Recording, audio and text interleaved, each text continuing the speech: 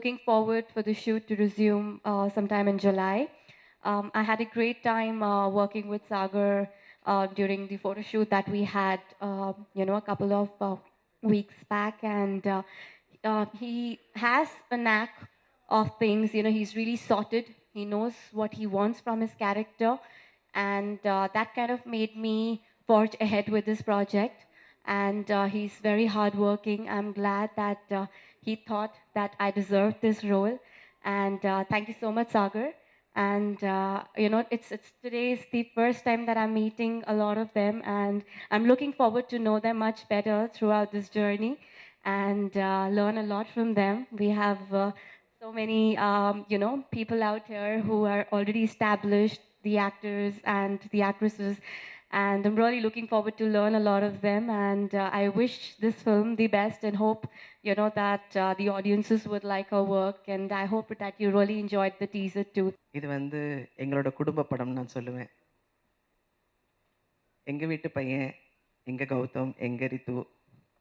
உண்மையிலேயே சுமன் சார் சொல்கிற மாதிரி சப்ஜெக்ட் சொல்ல வராங்கன்னு உடனே என்ன சொல்ல போகிறாங்க, எப்படியும் தெலுங்கு பேக்ரவுண்ட் தான்.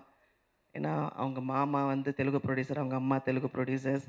சரி, தெலுங்கு ரேஞ்சில் ஒரு படம் சொல்ல போகிறாங்க. கதை என்ன, ஒரு ஆய்வுன்னு கத்துற மாதிரி இருக்கும். எனக்கு ஒரு கேரக்டர் அப்படி தான் சொல்ல வரான்னு நினச்சேன். வந்த உடனே நான் பார்த்த என்னோட குட்டி கௌதம் மாதிரி இல்லாமல் ஒரு அவனோட ஆட்டிடியூடே, டைரக்டரோட ஆட்டிடியூடே பார்த்திங்கன்னா ஒரு மாதிரி ஹைலி குவாலிஃபைடு டைரக்டர்.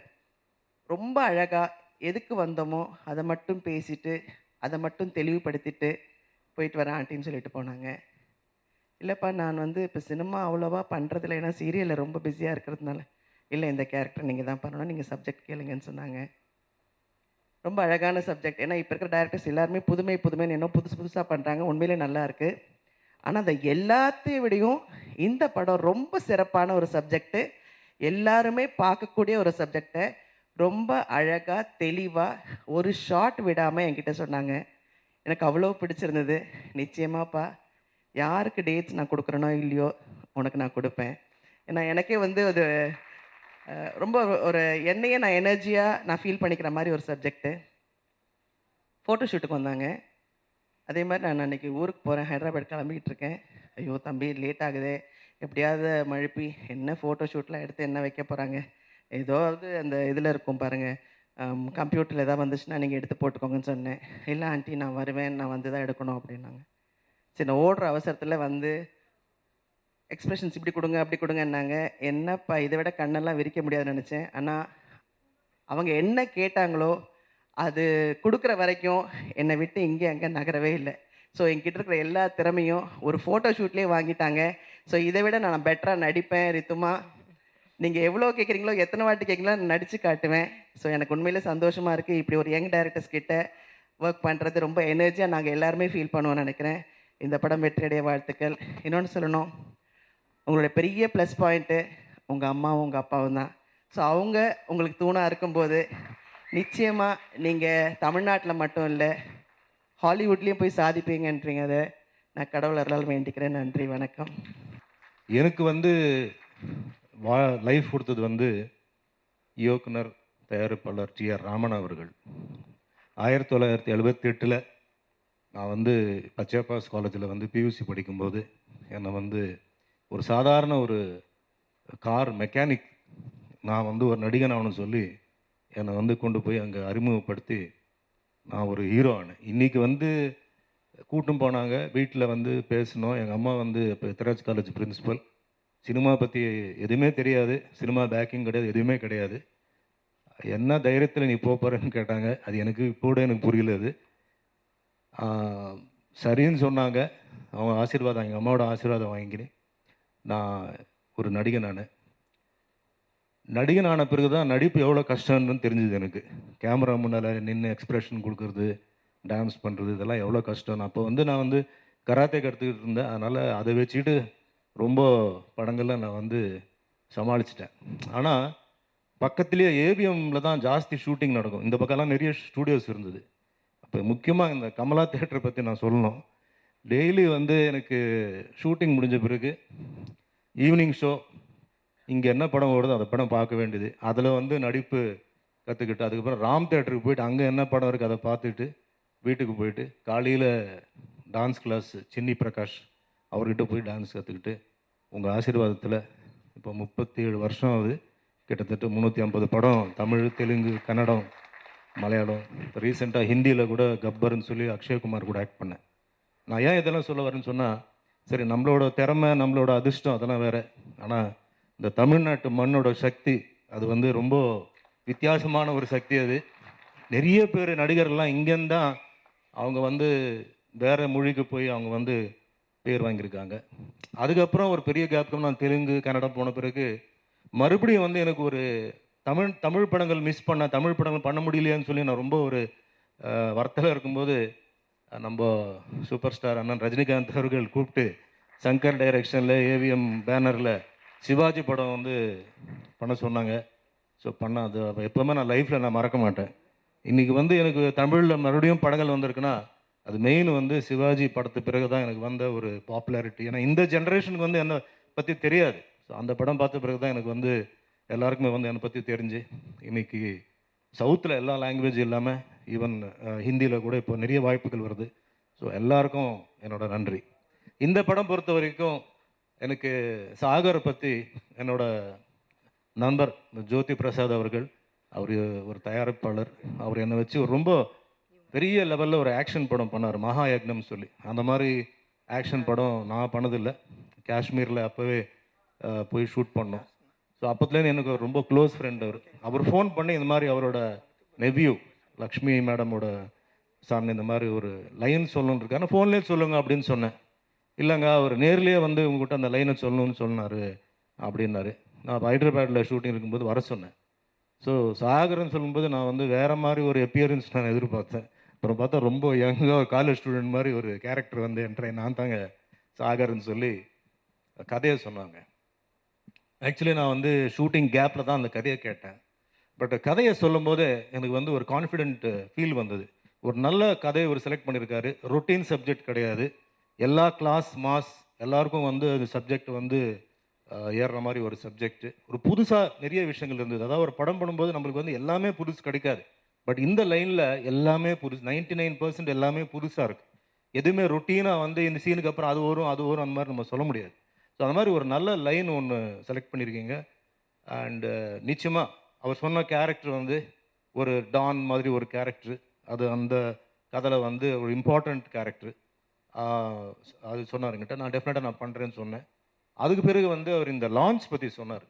பேசும்போது ஜென்ரலாக இந்த மாதிரிலாம் எதுக்கு பண்ணணும் அப்படின்னு நான் ஃபீல் பண்ணேன். பட் அவர் வந்து ஒரு மெத்தடாக போகணும், ஒரு நல்ல ஒரு விளம்பரத்தோடு நம்ம இந்த படத்தை ஆரம்பிக்கணும்னு சொல்லி அதுக்கப்புறம் ஃபோட்டோ ஷூட் வச்சு அதுக்கப்புறம் ஈவன் அந்த கேரக்டர் செலெக்ஷன் கூட நல்லா டிசைட் பண்ணி ஒரு நல்ல மெச்சூர்டு டைரக்டர், அதாவது ஒரு 10-20 படத்துக்கு அப்புறம் ஒரு மெச்சூரிட்டி வர வேண்டிய ஒரு டைரக்டர் குவாலிட்டிஸ் இப்போவே எனக்கு வந்து தெரியுது. ஸோ இவருக்கு ஒரு நல்ல ஃப்யூச்சர் இருக்குது. அண்ட் இந்த படம் டெஃபினட்டாக நல்லா ஓடும். நிறைய லாங்குவேஜில் கூட இந்த படம் வந்து டெஃபினட்டாக வரும். ஏன்னா இது ஒரு டிஃப்ரெண்ட் தீம். ஸோ முக்கியமாக வந்து அவரோட பேரண்ட்ஸோட ஆசீர்வாதம் இருக்குது, உங்கள் ஆசீர்வாதம் வேணும். முக்கியமாக வந்து பத்திரிகை உங்களோட நண்பர்களோட ஆசீர்வாதம் வேணும். இந்த படம் நல்லா வரும், டெஃபினட்டாக நல்லா கமர்ஷியலாக கூட இந்த படம் நல்லா ஓடுன்ற நம்பிக்கையோடு எனக்கு இந்த படம் எனக்கு இந்த வாய்ப்பு கொடுத்ததுனால ப்ரொடியூசர் லக்ஷ்மி அவர்களுக்கும் டைரக்டர் சாகர் அவர்களுக்கும் and the entire team going to work is a very good team. எல்லாமே ஃப்ரெஷ்ஷாக இருக்குது. So let's work together and join and make this movie a grand success. இவரை வந்து கதை சொல்லும் போது இந்த டைட்டிலுக்கே ஒரு ரிசர்ச் ஒன்று சொன்னார். என்ன துடி அப்படின்னு கேட்டேன். இல்லை அது சிவன் கையில் இருக்க ஒரு இன்ஸ்ட்ருமெண்ட், அதுக்கான காரணங்கள் இது எங்கே இருந்ததுன்னு சொல்லும் போது ஓகே ஒரு படத்துக்காக ஒர்க் பண்ணுறாங்க அப்படின்றத வந்து கட்டாயமாக பண்ணிடுவாங்கன்ற ஒரு கான்ஃபிடன்ஸ் கொடுத்தது. ப்ளஸ் என்னோட கேரக்டர் சொல்லக்கூடாதோ சொல்லக்கூடாது, ஓகே. கேரக்டர் ரொம்ப எல்லா படத்துக்கும் வித்தியாசமானன்னு சொல்லி அந்த வித்தியாசன்ற டேர்மே வந்து போர் அடிச்சு போச்சு. பட் கண்டிப்பாக இந்த படத்தில் கட்டாயமாக ஒரு வித்தியாசமான கேரக்டராக இருக்கும். அண்ட் அபிநயா அவங்க கூட நடிக்கிறதுல ரொம்ப சந்தோஷம். நிறைய வச்சிருக்காரு, எல்லாமே இருக்குது இந்த படத்தில். இது இல்லை ஆக்சுவலாக இவர் சொல்கிற லவ் இல்லை அப்படின்லாம் சொல்லியிருந்தாங்க. நான் பார்த்த வரையும் இதில் லவ் இருக்குது, ஃபேண்டசி இருக்குது. ஓகே எனிவே எனக்கு இல்லை. எனிவே இந்த படம் நல்ல ஒரு சக்ஸஸ்ஃபுல்லான ஒரு படமாக இருக்கிறதுக்கு உங்களுடைய பிளெஸிங்ஸ் எங்களுக்கு தேவை. கேஸ்டில் வந்து ஃபஸ்ட்டு அபிநயா தான் நாங்கள் ஃபஸ்ட்டு அப்ரோச் பண்ணோம். இதில் நெக்ஸ்ட் ஒரு மிகப்பெரிய ஸ்டார்டம்ல இருந்து இறங்கி வந்து இது கண்டிப்பா ஒர்க் அவுட் ஆகும், நான் வந்து உனக்கு பண்ணி தரேன்னு சொன்னது சுமன் சார். இங்கேருந்து தான் ஆரம்பிச்சது. அதுக்கப்புறம் நம்ம ரமேஷ் சார், ஆனந்த் சார், என்னால் எல்லாரும், முக்கியமாக கணேசன் சார், அவரோட என்கரேஜ்மெண்ட் வந்து ரொம்ப ரொம்ப அதிகம் இதில். அது வந்து இந்த லொக்கேஷன் பார்த்தாலே உங்களுக்கு தெரியும். கண்டிப்பாக ஒரு என்னை பொறுத்த வரைக்கும் ஒரு 100% சாட்டிஸ்ஃபைடான ஒரு கேஸ்ட் எனக்கு கிடைச்சிருக்கு அப்படின்னு நான் ஃபீல் பண்ணுறேன். It's going to be very exciting because Sagar's got a beautiful vision for this film. The music runs parallelly to the script. So the songs are very much integrated with the storyline. And Adi and I are very excited to be doing this. Abhinaya வச்சு main lead நான் எதிர்பார்க்கலைங்க. வந்தார் ஹைதராபாத்துக்கு, அவங்க மாமா ஜோதி Prasad sir கூட வந்திருந்தார். என் பெரிய பையன் கதை கேட்டான், நானும் கேட்டேன். பெரிய பையன்தான் சப்ஜெக்ட்ஸ் ஓகே பண்ணுறது அபிநயாக்காக. அவர் கேட்டதை சொன்னார், அப்பா மிஸ் பண்ணக்கூடாது அப்பா, இந்த மாதிரி ஒரு வாய்ப்பு திருப்பி அபிநயா கிடைக்குமோ இல்லையோ. Hats off ரிதுன். அவர் கதை சொல்லிட்டு போயிட்டாரு. எங்கள் மிஸ்ஸஸ் இல்லை, அபிநயா வந்து ஒரு ஹாலிவுட் படம் பண்ணிகிட்ருக்காங்க. ஸோ அந்த ஷூட்டுக்கு போயிட்டு வந்ததை நான் மிஸ்ஸஸ் கிட்ட சொன்னேன், எனக்கே இன்னும் அந்த ஷாக்கில் நான் வெளியே வரலம்மா. ஆக்சுவலாக உங்கள் எல்லோரும் முன்னுக்கு நான் இருக்கிற உண்மை என்ன சொல்கிறேன்னா, இந்த கேரக்டர் ஆக்சுவலி அனுஷ்கா பண்ணும், அபிநயா கிடையாதுன்னு சொன்னேன். நான் அவ்வளோ பவர்ஃபுல் கேரக்டர். என்ன தான் அபிநயாவை நம்பி இந்த கேரக்டர் கொடுத்துருக்காருன்னு எனக்கே இது வரைக்கும் நான் ஜீர்ணிச்சிக்க முடியல. Thank you very much Rithun Sagar. இல்லை சார், எனக்கு தெரியும் சார் அபிநயா பர்ஃபார்ம் பண்ணக்கூடிய ஒரு ஆர்டிஸ்ட்டு, ஆனால் இது வரைக்கும் அபிநயாவுக்கு தகுந்த கேரக்டர் கிடைக்கலன்ட்டு அவரே சொல்லியிருந்தார். So once again thank you sir. Subject ஒரு வித்தியாசமான சப்ஜெக்ட்டுங்க. சுமன் சார் இங்கே இப்போ ஸ்டேஜில் சொன்னார், வெளியே ஒரு டிவி பைட் நான் சொன்னேன். என்ன கான்ஃபிடென்ட்டாக வந்து அந்த ஸ்கிரிப்ட் சொன்னார். டெபியூ அண்ணா யாரும் நம்ப மாட்டாங்க. இதுதான் ஃபஸ்ட்டு படம் டைரக்ட் பண்ண போகிறான்னு அவர் பிளான் பண்ண விதம், நரேஷன், கண்டிப்பாக அவருக்கு வந்து ஒரு 10 படம் எக்ஸ்பீரியன்ஸ் இருக்கிற மாதிரி தான் அவர் இப்போதைக்கு இருக்கிறாருங்க.